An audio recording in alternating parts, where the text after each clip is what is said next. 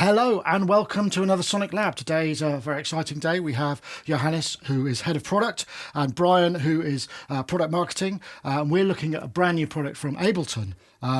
Brian will come and join us a little bit later to do some additional musical demos, but for the time being, we're going to talk to Johannes about the hardware itself. So this is the unit. What's it called? It's called Ableton Move.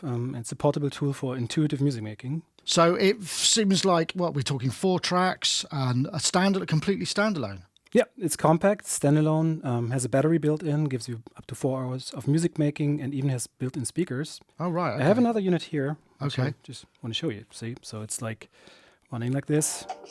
Turn on the speakers. So it means you can just pick it up like an instrument and, Right. create wherever you are, whether that's your kitchen or your studio couch. That's what we want to do with it. So at the heart of the device, we have these 4 tracks, like 4 flexible instrument tracks. So they can be like a drum kit, which you can play back, or they can be a synthesizer. And they can be flexible. So you can have 4 drum kits or like different combinations of things. So is it kind of running a version of Ableton inside it? Is it so similar to what Push does? It's because it's standalone. It's got Ableton features, right? So in terms of what we have inside here, it's actually more similar to our Ableton iOS app Note, Ableton Note, which I can show you later. But it comes with Ableton instruments and effects. So we have like drift, wavetable, we have the new drum sampler in Live 12.1 that runs on here. But it is a dedicated platform, so it's not running all of Live like Push does. Right. But it's a bit more simple. We've reduced the complexity, so you get something that's quite kind of simple to start with and easy to learn. Yeah. So we've got the pad matrix. We've also got, is that an AMOLED or a LED? It's an OLED. OLED. Yeah, exactly. And what about I/O? So we have a line output for headphones and speakers. Then there's a line input for sampling. These are all mini jacks, yeah? Yeah, exactly. We have microphone on the front side here, also for quick sampling. 2 USB ports. So there's a USB-A port for USB MIDI devices. So you can connect class-compliant MIDI devices to play Move with a keyboard or send MIDI to a synthesizer. And we have USB-C, which is for charging and also connecting to the computer, so you can transfer data, you can control Live, or even use it as an audio interface. And is there any other form of connectivity, Wi-Fi, Bluetooth, that kind of stuff? Yes, we have Wi-Fi built in, so you can wirelessly transfer data, manage your sets on here, manage your material. So it connects with the host computer or cloud or whatever. You can bring in sessions and... Exactly. Yeah. Oh, right, okay. Yeah, and that's also the way you can bring your sets that you start here into Live, into Ableton Note, where you can continue to work on your material. Right. So, yeah, is really... So 4 tracks, 8 encoders, and a volume knob plus these other interfaces. So, in terms of hardware, really at the center are the 32 pads, which we have here for playing drums. So yeah, the pads have polyphonic aftertouch, so you can, play melodies quite nicely or even chords. Right, so each one, so it's sort of MPE, so it's following the sort of same MPE. Exactly, so we have, in terms of MPE, we have the pressure dimension that we can support here. Per pad? Exactly. All right, okay. Mm-hmm. And then obviously all these buttons, I noticed they're changing colour and they're doing quite... So what's a little novelty here is like we have this dedicated step sequencer, so kind of like a classic drum machine layout. So you can program your sequences for drums or melodies. But if you press shift, it also acts as like secondary functions. So that's how we keep the complexity quite low. But there's a lot more you can access here, like keys and scales, arpeggiator, doubling the loop, and so on. So a lot of kind of core Ableton functions. Yeah, we take like workflow essentials that we believe come from Push, but put it into kind of a more limited but creative package that's like very easy to get into. So what's really essential for Move is like we have a fantastic sound library built in, lots of drum kits, synthesizer presets, and they're all pre-mapped, so you can just get going, tweak them, and go about it really intuitively. Right, so these knobs will show on the exactly. OLED. You can see kind of touch-sensitive encoders, so you can see the parameters that all the presets are mapped with. Also, the wheel is touch-sensitive, so this is used for navigating, browsing, going to different sounds. Right. Okay. Yeah. So what do the encoders generally do? I'm assuming they're multifunctional, right? Yeah. Again, we keep it quite straightforward. So normally, you choose one of your presets here, and then in that case, they're pre-mapped to the synthesizer parameters. We only choose 8 important macro parameters. Multiple pages, right? Okay. And then you can go to other pages, like there's 2 effects per track, and then you can just reverb, dry and wet, those kind of things. And then for drums, it's going to be mapped to the individual sampler here. So you can change things like start points, the envelope, playback effects. Right, okay. We've also got sort of dedicated function buttons here as well, right? Yeah, so these are for quick access to things like capture, sampling into the sampler, loop mode, and so on. Yeah. So, I mean, it's designed to be very much standalone. You could... What sort of storage? You say it's full of sounds. How much storage is there in there? What have we got on board? Yeah, so we got 64 gigabyte internal storage, and then I think 50 are for user samples. So there's a lot you can work with. All right. So yeah, and that's very easily to be managed from the computer. So I can show you later. Right. Okay. And you can presumably load multiple sets and projects into it as well. Yeah. Right. So here we have the so-called set overview. Right. And that's where we have all the songs that we've made. So here's a couple of demo sets. So big shout out to Benny X, American producer who made these 4 demo sets. Super nice. So yeah, here I can, work with different ideas, but I can also go in and start something new. Right. Yeah, and that's where I would hand over to. And that's 32, so 32 projects. Yeah, exactly. At a time, and I suppose you can sort of back the whole lot up and mix and match with the... Exactly, so yeah, you get 32 sets here that you can fill up, but then you can download them. And the idea is you continue in live, and that's where you develop them further. Cool. Yeah. Okay, I think we're going to get Brian up here to give us some more musical chops. And you come, Brian. So Brian has magically appeared with the magic of editing.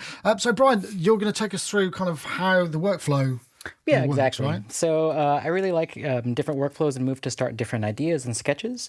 So Johannes brought us back to the set overview and using the shift and the first step to get here. So I'm just going to go ahead and pick an empty set as it says it on the display. And to get into the set, I'm going to click on one of the track buttons. Right. So by default, Move loads in presets for you. So this way you can just get started right away rather than trying to browse a lot. And so the first track is always going to be a drum track. Nice. The second track is always going to be a bass. And it's in key mode, so it's in a specific scale. The third track is going to be synthesizers, keys, a percussive element, a rhythmic element. So right now we have... Do these get randomly loaded when you get a new project? Yeah, exactly. Can you set a default if you want as well? No. Okay. So it randomly defaults to like drums, bass, synths, and synth lead. So the fourth track is a synth lead or a wind instrument. But at the same time, you can change every track. So if I wanted this to be, for example, another drum track, I could do so. Right. So I can have 4 drum tracks if I wanted to, 4 synth tracks. And each drum track is there a maximum number of drum slots in a drum track? Is it? Yes. So for the drum slots, there is a 4x4 grid, and then there's an extra section here that I'll show you in a bit. Oh, right. Cool. Mm-hmm. So usually I try to start with just some drums. So I'm going to play a pattern, and then I'm going to press capture. And then with capture, it should repeat back the pattern I just played. So without using the record button. That's like the MIDI capture exactly. in Ableton, right? Yep. So I'm just going to start with something simple. And then hit capture. Great. So I'm going to keep that running. It's a bit loose, so also another thing I can also do is hold down shift, and then the quantize button is step 16. So I have it set to quantize right now at around 70%. Right. Mm-hmm. It's a bit tighter there. Yeah. So now that I've captured, I can also use the step sequencer to add some more elements. So for example, I'll stack the snare with this other snare. I like where it's going, but I kind of want to see what other kits I have. So I've recorded this pattern, but I can also go back to the browser and see how it sounds on different kits. It automatically previews automatically, those, right? yeah. Oh, nice. So I'm going to go back. I'm going to go in the hybrid section. So shout out to the Ableton sound team for designing these kits. And we've also worked with some external sound designers such as Decap. So we have some drums that knock kits in here. So I'm going to stick with drums that knock 2. So now I have this snare and this clap. Can you change the volume of those easily enough? Yeah. So for example, I can hold down this clap sound and then use the right encoder to increase the volume. Right. And so since it's stacked on top of each other, I could also use the step sequencer to actually nudge notes back and forth if I wanted to kind of just be a bit looser. A bit looser. So I have the 2 claps here. I'm going to hold this down and the arrow key and nudge that note in a 10% increment. And I'll do the same here. And so I'm working with 1 bar. So I'm going to go ahead and add the shaker.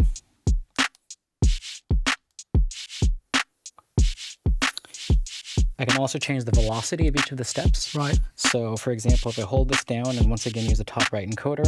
So pretty quick to yeah, tweak those just things. to really get going as quickly as possible. Really just trust your instincts and really treat it as a sketchbook. Kind of just spitting out ideas as fast as you can and also seeing what works and really getting into it. Is there any ratchet or kind of press roll, that kind of stuff for capabilities?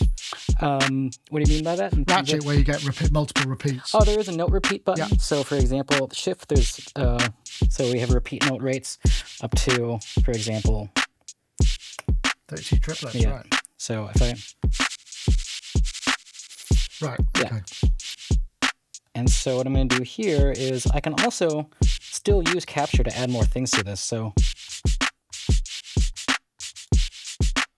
That's really handy because quite often you're just going to mess around and go, that was good. Yeah. Now I can't remember what I did. So yeah. exactly. And you can also use the trusty record button as well to overdub.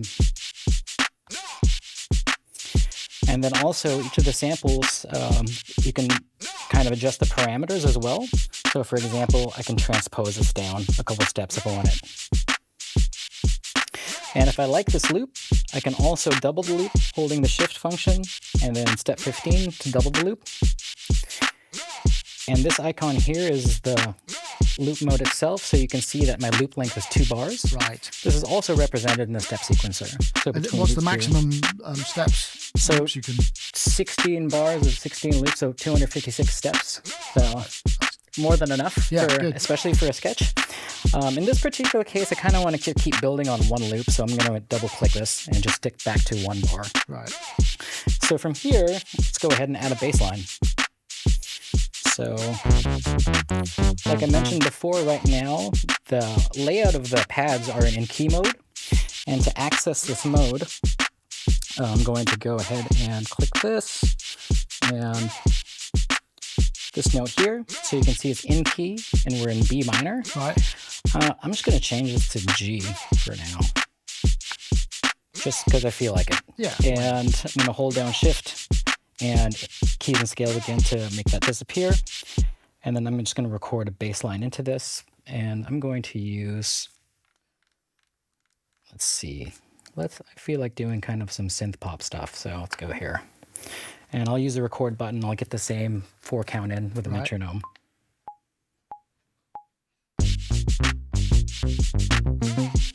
And then I hit the record button again.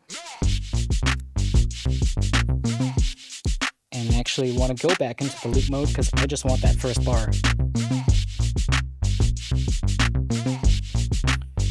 And maybe tighten up a bit. It seems a bit fast, so let's see if I can quantize it. There we go. And then now we have some keys. So we have this organ, and I kind of want to go back into synth keys and use basic tape keys. So I typically like actually playing chords in chromatic mode. So I'm going to go back into keys and scales and go to chromatic, because what happens with in key mode, the root note is highlighted in the color of the track, and then all the notes in white are in the scale. Right. Sometimes I want to play notes that are outside of the scale in the chord, which are the gray areas here, or the gray buttons rather. And then I'm going to go ahead and just kind of see, where do I want to go with some of these chords? What is this instrument that is playing the bass and the synth? They kind of they've got live counterparts or equivalents. So it depends on the instrument. Sometimes it's drift, sometimes it's wavetable, but they all have. So for example, if I load the set in live, you'll see the counterpart exactly for what instrument it is. And let's go ahead and record right into this.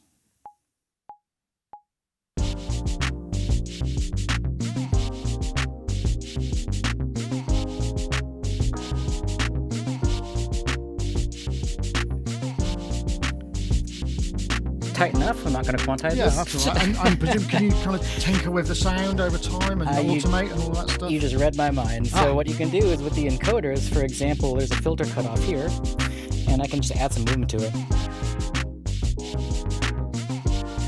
And if I keep doing this,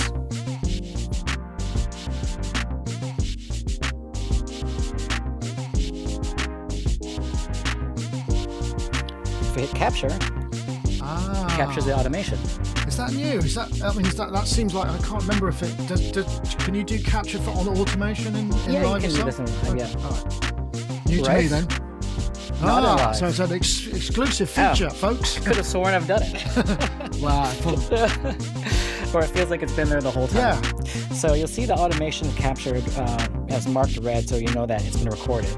But if you're not sure exactly what happened, since they're touch sensitive, you can also just touch the encoder and see what right, it is. Okay, because it's And one of the things I like as well is if I'm not really feeling that automation, I can hold down the delete button and tap the automation and it deletes it. nice. So This sounds like it just needs some effects now. yeah, exactly. So you keep reading my mind. So what I'm going to do here is I'm going to go in the keys, and we have chorus and we have reverb right now on this particular preset. So I just want to add a bit more chorus to it. And this is these are the effects per track. They're not Yeah. global sends. They're per track. right? Exactly, these are per track. You do have main effects as well on the session mode, which I'll show in a bit. So actually, as we're in session mode, now you can see the clips that we've been Right, recording. so we've just created it. So I can actually use the transport to stop, or I can also just hit the empty clips next to it. Right. And there we go. So this is effectively we're now in session view where we can Yeah. trigger clips. Right. So that it's like the live program. It's just been sort of flipped 90 degrees because we've got the tracks going that way. right? Exactly. Yeah, So you really want to have a tablet move. So Right. I thought it would be fun this way. So Can you just duplicate that scene and kind of modify? And sure, all I that can stuff? use a duplicate button to do this and just kind of duplicate the different things I want. But in this particular case, I want to make a new track or make a new variation of those Yeah, drums. yeah. So I'm just going to delete that, and then I'm going to go into it by clicking on the track itself. So when I press that button, but since I don't have any kind of rhythmic anchor to this, I'm going to turn the metronome on with the shift menu, and I'm just going to record another drum track.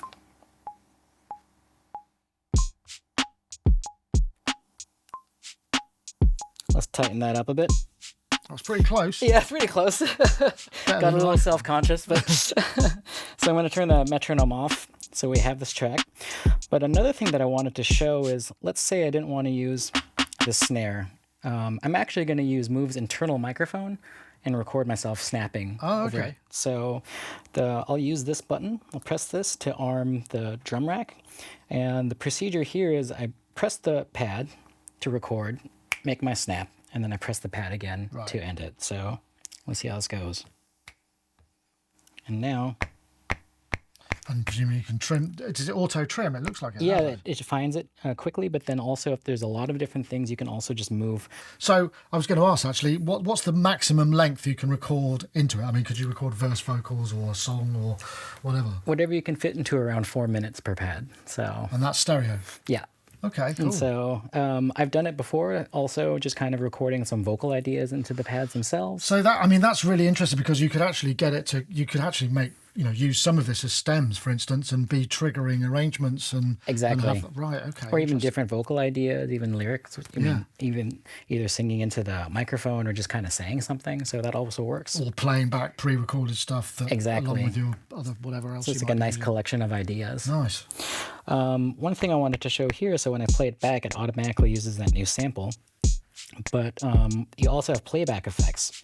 So in this particular case, there's stretch, loop, pitch envelope, punch, 8-bit, FM ring mod, and sub oscillator and noise. I just wanted to add a bit of noise to this. So if I turn this up, it has a bit of a tail of like an 808 type snare, which I like just on that snap. And then I can go ahead and just maybe stack another clap on top of it. Right. And so now I have a variation of this, and I can see what it sounds like with the clips. Another thing in the drums is if I hold down shift, I can also get to what we call 16 pitches. Just to isolate that a bit, that means if I click on a pad on the right side, it transposes it to 16 pitches. Oh, neat. Or a more obvious example. So for example here, if I just wanted some variation in the percussion, even using the same shaker, it gives me the opportunity to do so. I suppose that also means that you could use the drum rack to play out additional melodic lines as well as beats if you're Exactly. doing external MIDI, right? Yeah. And so, Okay, neat. so if I do this, it's just one bar, so it just kind of goes in there. So I can just add an element to it. And from here, like I mentioned before, in session mode, you'll see that you have the main effects. So in this particular case, we have dynamics and saturator. So for example, with a saturator, you can really start to mangle the sound a bit if you wanted to. If I don't like what I did, I can just go to undo. And also go to the dynamics for some different types of compression. There's presumably parameters for those as well, are there? Exactly. And you can also change the effects themselves, so it doesn't have to always be dynamics and saturator. You can throw a phaser on the whole thing if you wanted to, or reverb, so there's different things you can do there. So I'm just going to go back, and that's kind of how I start sketching on Move, and now Johannes is going to magically appear and show you what else you can do with Move. Right, neat. Thanks to Brian. We've now got Johannes back. You're going to show us a little bit more about the sort of interconnectivity between the computer, the cloud, because this has got Wi-Fi on it as well, right? Exactly, yeah. So Brian showed us how you can create something new quite quickly, but then you can take it to other places. So let's first start with what you mentioned. We have Wi-Fi on board here, so we're connected to your network. Should be all set up. But the idea is you can go about it quite wirelessly and manage, your material in here and bring your sets into other products. So I want to show you how that works. The first thing I want to show you is the Move Manager. So this is the Move Manager. So this is what you can use to access your sets. So let's go to these different tabs. So set 6, that's the one that Brian just made. So I can, go in and, for example, rename this. Let's do that. Right, okay, there we And go. it changed over here, so you can see this is all happening in real time. And this is connecting locally, right? Exactly, over local network. And Yeah. I should add, there was a little PIN number that had to be put in, so not Yeah. anybody can access your Move if they're on the same network. So Yeah, exactly. If you're on Good job. stage, then don't be yeah, afraid. nobody's going to steal your set before you go on Yeah. stage or anything, right? Okay. Cool. And here I can do other things, like I can download this set and then open it in live locally. I can also export it as audio if I want to quickly share it with someone else. Exactly. Then we have recordings here. So if we take a look at today's the 16th, so let's see what that is. Oh, that was the snap. snap. So we have that all here. We So have this is samples- effectively accessing the memory of this Exactly, thing, right? yeah. Okay. Yeah. And we have samples here, so this is where I uploaded like sample libraries, sample collections, which I then can browse from over here. Right, so you can add your own stuff. So if you do a Yeah. whole load of sample creation in another tool, you could just drop it all in there and stick it Exactly. in a folder and Yeah. access it. Right, okay. And then we have presets, so this is to manage, presets I made on here. And then we're also working on a way of exporting presets from Live into Move, so you can build your own drum kits. So we can open projects from Move in Live. Mhm. I mean, obviously this is only a 4-track version. Mhm. So does it go the other way? Can you sort of prepare a set in Live and have it play in Move? Yeah, so at the moment, we only have one direction Right. because Live, there's There's a more lot to of it. things in there, and this is only a subset of what you can do. But let me show you something else, Okay. what you can do. So over here we have the Settings tab, and we can activate Ableton Cloud. Right. And with Ableton Cloud, I can continue also in Note and in Live. So I want to show you how this works with Ableton Note. So Ableton Note is our iOS app. Actually runs the same software core that we run on Move. So we're basically developing these together. It's the same engine, same file format, same data model. So you can really easily exchange sets between right. those two. Yeah. So this is ARM-based rather than Intel-based. anyway, Correct. Right. Okay. Yeah. So yeah. So I can go here to the set that we just made, say upload to cloud. It's uploading. It depends on the size. If we have a lot of samples, it might take a little bit longer, but usually it's a few seconds. Yeah. Goes up to the cloud. And then we should be seeing that it pops up here. Right. Be I more can see back. that.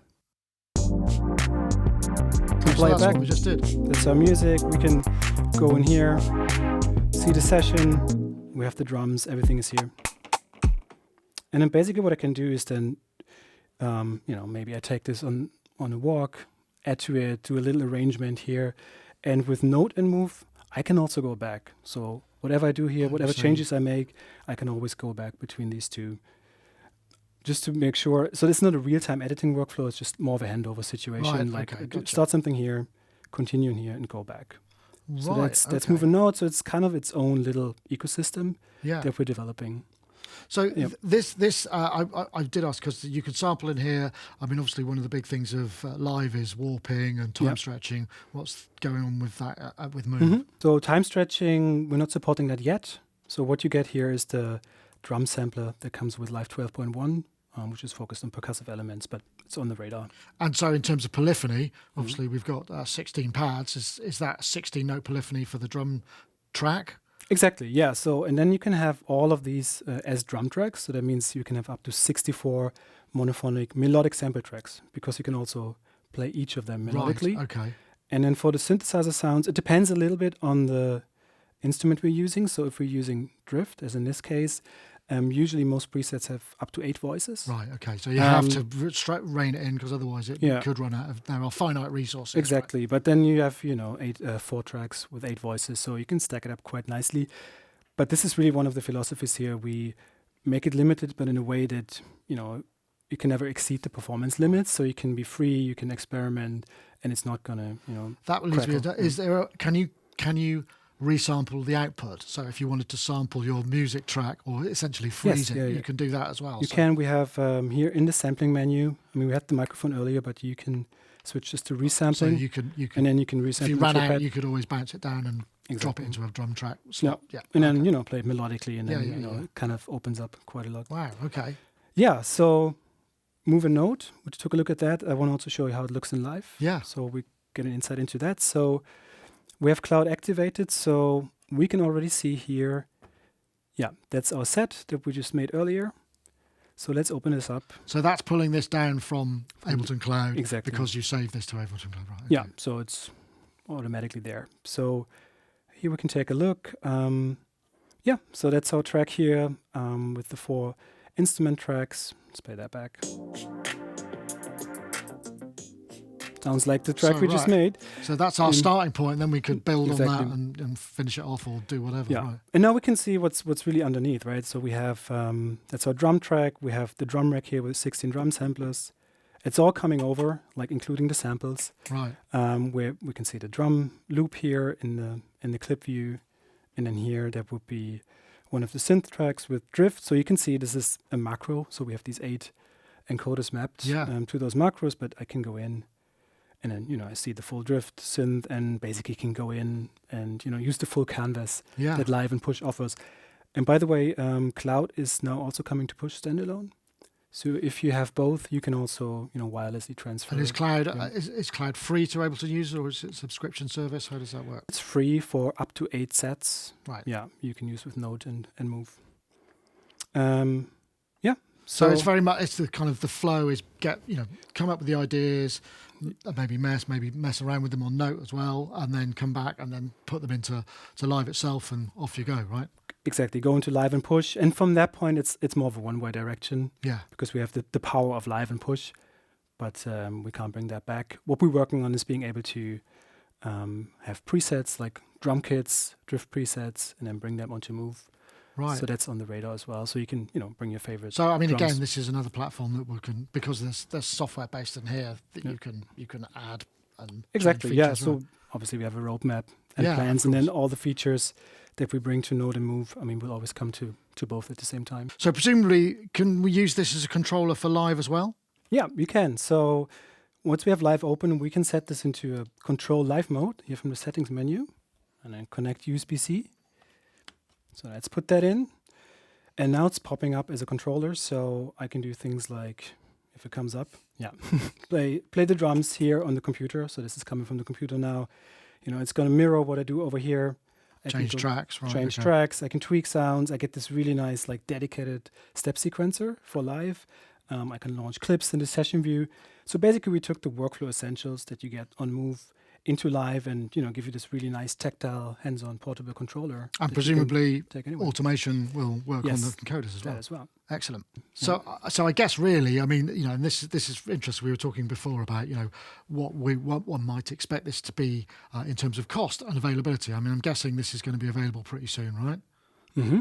Yeah. Should we tell the date? Or? Well, I don't know. I don't know when this is going out. We're filming this before whatever the date is, so it may be out by then. So it's probably already out. Right. Okay. Well, in the sort of weird time travel kind of edit vibe, yeah.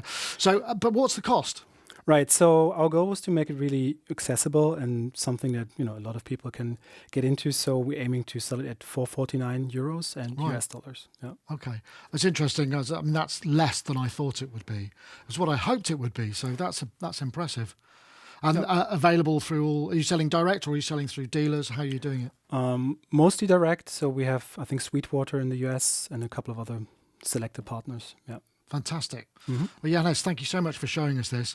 As is customary, we will have a play out and you can enjoy that as we fade to black. Yeah. Thanks very much for coming in. Cheers. Happy to.